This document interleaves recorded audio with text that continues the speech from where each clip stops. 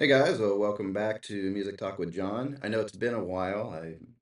I've just been busy. I have so many videos I need to make, and it's like finding the time to do it. So I've found a little piece of time here so I can get in here and record this video. This is the one I really want to do first, although I've prepared others before this. Okay, got a dog back there.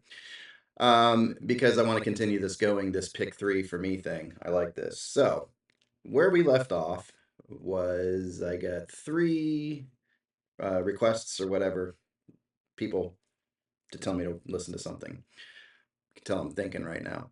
Anyway, so the first one was The Wolf, the album Love, Death, and In Between, and that was from Steve over at A is for Alice, B is for Bob. It's good to see Steve back. I kind of heard he was back. I didn't know what his channel was, and then he commented, and I was able to find his channel. And now I see he's doing Sunday nights again. So I look forward to that. Then the other one was Fountains of Wayne, Sky Full of Holes. By the way, the Wolf album came out in 2023. I don't know if I said that. Fountains of Wayne, Sky Full of Holes came out in 2011, and that was given to me by Sam, Americana Sam. You can watch his stuff, a lot of good stuff on his channels. Sam never ceases to surprise me with some of the stuff he brings up on his shorts and stuff like that. And then Doyle Bramhall II and Smokestack, the album Welcome 2001. And that was given to me by Gary. So I listened to these albums, and this is what I thought. So the first one here is The Wolf. We get my cool little, there we go, little image thing's working. All right. Um, so let's see. De Wolf is a psychedelic blues rock band from the Dutch province of Limburg. The band was founded in 2007 in Geleen and consists of Pablo Van de Pol. I'm going to butcher these names. On vocals and guitar, his brother Luca Van de Pol on drums, and Robin Pizzo on Hammond organ. So that's, hear that Hammond, you get interested, right? So this is what I thought here. Listen to the album, had a lot of energy, good melodies and hooks. The lyrics are hit and miss. I've noticed lately the lyrics are what make or break a song for me.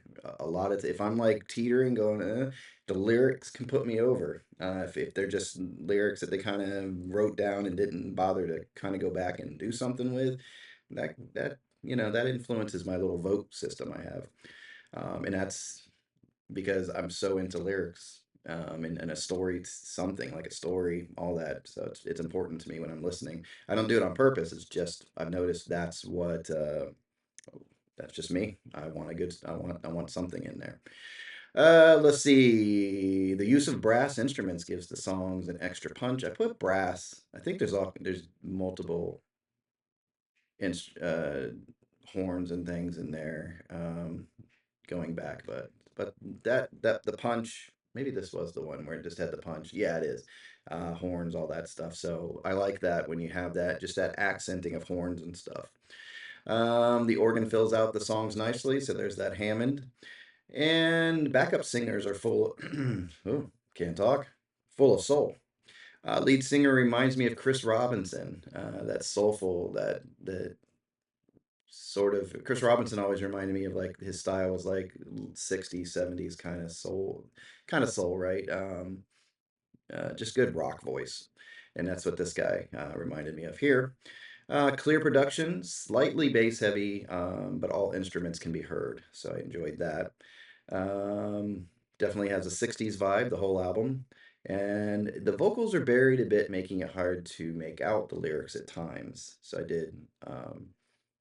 It was, yeah, I think they could have brought it up a little bit, but still not bad, but just a preference thing. Um, let's see. The song Rosita is 16 and a half minutes of tempo swapping, genre switching fun. That song was just all over the place, and I'm like, I'm real. There's difference when you're realizing a song is long. It can be a good or bad thing, right? When you're listening to it and you kind of go, man, this is still going, cool. Or, this is still going. This was this is still going, cool situation. It was really just interesting. That song just all over the place. And when I say genre swapping, it just goes. You'll check out that song and you'll see. Um, And then Mr. Garbage Man. That's one that I like the lyrics on. It's about a man who's down on his luck and asks the garbage man to basically just pick him up off the street, throw him in the truck, and take him away. He's done. So I've heard of the blues and stuff like that, and love songs and breakup songs, but I've never really heard a guy that wants the garbage man to take him away. So thought that was cool. All right. Then the next album that I checked out, I'll do my ratings at the end, of course. The next album I checked out was this one here, Fountains of Wayne. This is from Sam, 2011. Um, oh, actually, let me go back just a second. The big highlights on, well, no. Yeah, I'll give you my highlights and then I'll give you the grading. The two songs that stuck out on the DeWolf album were actually Willow Wisp and Queen of Space and Time. Those are two songs that, like, wow, these are really good songs. So those stuck out. Fountains of Wayne, all right, 2011 from Sam. And I think this is the band that Stacy's mom has got it going on, which I'm glad I didn't probably listen to that album. Uh, just assumption that maybe they were going for, I don't know. I'm glad I listened to this one. This has, let's see. So this is it's an American rock band formed in New York in 1995. So that's about 30 years ago. This is their fifth and final album, and it's considered alt rock and power pop. The lead vocals, Chris Collingwood, take a minute to get used to, but they are kind of like that. I don't know. He's like a nasally, but not a good like Tom Petty nasal. I don't know. There's something about that voice that kind of pinches. It's like that that it rubbed on me a couple times where I'm like, I'm not really digging this voice that much. Kind of whiny. And listen, this is just my ears. You guys can correct me, whatever. I'm not trying to dig on the guy, you know, but kind of there's times where I'm like, this could seriously be Pee Wee Herman behind a microphone. It just hit my ear that way. Um, but whatever. You let me know. I just kept getting Pee Wee Herman kept coming in my head. So anyway, I got to be honest, right? So I played it for my wife, and I'm like, who does this sound like to you?" And she listened to it, and she's like, "I said, it doesn't sound like Pee Wee Herman." She goes, "No." So she didn't hear it. So maybe she didn't needs to listen to the whole album. I don't know. Anyway, so there were good melodies, good riffs. I put good riffs and melodies. Okay, a lot of good melodies. Nice mix of acoustic and electric guitars, and good production. All instruments are clear, decent harmonies. Definitely reminds me of that 90s power pop like Marcy Playground. I put Everclear, but I don't know if it's quite Everclear, but Marcy Playground reminds me of that style. Honestly, it's a bit redundant, so the songs didn't have a lot of variety. Wasn't a lot of variety in the songs. They're solid kind of pop songs all the way through, but yeah. Um, and I'm just thinking maybe I just need another listen of the album, second listen. So the songs that stuck out for me, there were actually four songs off of this one that stuck out for me. Action Hero, a road song, Hate to See You Like This, and Cemetery Guns. Cemetery Guns is interesting, kind of like a military shout out kind of thing. So it was an interesting song. Definitely some of the better lyrics on the album were in that song. All right, then the third one here, Doyle Bramhall the second and Smokestack. It's the album Welcome from 2001. And this guy, and this is really a good example, and this is, I think, the album that kind of really made me think of what, a lot of times I'm like, what's missing from an album? What's missing? And it's on this one, we'll get into it. Um, it's the lyrics. All right, so little history on Doyle. Doyle's dad played drums with Jimmy and Stevie Ray Vaughan, kind of intermittently, I think, from what I read, and wrote and co-wrote several songs for Stevie, such as "Dirty Pool" and "Life by the Drop." And I think "Life by the Drop" is my favorite Stevie Ray Vaughan song. I heard that, and I'm like, man, it's just him and an acoustic guitar. Love that. So this is a blues rock album. Um, Dogs. I can definitely hear like Jimi Hendrix and Stevie Ray Vaughan in some of those riffs and solos. It's there. The song Green Light Girl and the jam at the end of Smokestack are the strongest Hendrix examples. So if you want to check this, and actually it would help if I put up that album right there. All right. Okay, not used to doing it while I'm recording. I got a new program I'm trying out here, so. All right, this is the album I'm talking about. Why am I pointing that way? This is the album I'm talking about. So yeah, a lot of that. It's not a rip-off thing at all. You can just tell he was influenced. I mean, this guy is just killer. He's played on some Sheryl Crow stuff and just amazing. And he did play with Clapton too on those Robert Johnson uh, albums that he did, and there's some sessions with him and Clapton just playing together side by side acoustic, and Doyle's just like Clapton's kind of showing him something, and Doyle's just boom radar focus and nails it. So it's fun to watch those two play together. So plenty of riffs and guitar work, strong, soulful voice. Yeah, there's no doubting he's got a good voice. Just no doubt about it. Just it's pleasant to listen to, definitely. And then Benmont Tench is on here, plays organ and piano on this album. So anytime I see Benmont, I'm like, oh. And Benmont's got an album, just came out, I think. I think it just came out this week. Music and production are solid, and this is where we have the problem. The lyrics aren't exactly poetry, with the exception of "So You Want It to Rain," "Smokestack," and "Cry." Those are the ones I thought were better lyrically. Um, and this is where I have a hard time connecting to the music lyrically, because I'm like, I know you're singing about something. I can feel you're singing about something, but I'm like, I don't really get it. How you're expressing it lyrically to me, so I'm not connecting with it 100%. He definitely feels what he's singing about. I wish I could connect to these songs beyond the music. So yeah, um, yeah, I need words to sing along with that trigger my imagination. So don't ask me why I like "Pour Some Sugar on Me." That's what I wrote. So that song just, I don't know, it's got the melodies all the way through it. Yeah, it's definitely not one that you would write down as poetry ever.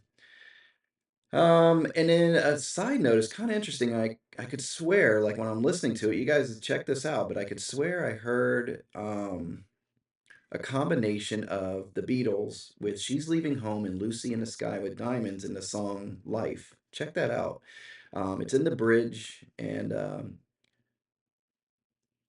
don't know. I put "Closer You Get to the Edge and You're Floating Away." I think that was a lyric that was in there, and it's kind of like I guess that's the part of the song there. So check that out if you get a chance to check this album out. Again, it's the song "Life," and I'm hearing "She's Leaving Home" and "Lucy in the Sky with Diamond." I'm like humming the melody, and all of a sudden I'm like humming a different melody. I'm like, oh, those are those. So that's what I picked up on. You can let me know. Anyway, so you have Susanna Melvoin, I think is her name. She does backup vocals and adds a nice touch to the songs. The second part of Thin Dreams saves the song for me. The interaction between Benmont and Doyle is great. There is a nice section on that at the end where those two are just going back and forth, and it feels like it was kind of just created on the spot. So check that out. The dreamy guitar effects used in Doyle's guitar fit the title of the song, which is Thin Dreams. So check that out. And this is another one of those albums that suffers from too many tracks. Cut it down to 10, and you have a probably pretty solid piece of work. So yeah, it ran a little long, and just the lyrics, weren't working for me. So let's get in here because I don't want to make this a 3-day video. We're at like the 13-minute mark, so let's go. All right, so rating system, boom. This one. Oh, and the songs that stuck out on Doyle for me were "So You Want It to Rain," "Helpless Man," "Smokestack," and "Cry." Those are the big ones for me on that album. All right, so here we go. Coming in at in third place. Now, none of these were bad, like really bad on my scale, really. The lowest was a B plus, and that's this album right here. So coming in at three was the Doyle Bramhall second and Smokestack Welcome that um, came in with the B plus. So still not bad, but obviously there's something about the other two albums I liked a little bit more. So third place is not bad. It's not even really third place. It's just a ranking, right? Um, then in second place with an A, yeah, with an A. Well, actually, no. My rating system for Doyle, even though it is still in third place, it was an A plus. and it was just a slight percentage difference between this one and the second one, which is Fountains of Wayne. So the Fountains of Wayne were the second one for me. Still got like an A plus rating for me, but it was just a little bit. Got a little bit more points in my point system than Dora. So those are solid. And this one was also an A plus. So they're all A plus albums, just a difference in the point system. And so DeWolf was the one that stood out the most to me, and I liked more as far as my rating system that I use. Um, so that one, like I said, A plus. So they're all A plus albums. Just the points are a little different. I don't need to get on those details. So there you go. You have Doyle in third. You have Fountains in second. And first place this week, ranking, boom, is DeWolf. So check these albums out if you haven't. Definitely this one. This is a funky album. Um, so yeah, let me know what you guys think if you guys have listened to these albums. And this is where I say go ahead and once you see the video, make a comment, give me the album, the group in the album, and the first three I'm going to grab. And like I said, as long as I can get access to it to listen to it, I'll do it. The only reason I wouldn't do it is if I can't find it or get a hold of it. Anyway, thanks for watching, guys. I hope you guys are enjoying this little series. I like it a lot. And you guys take care and give me those three.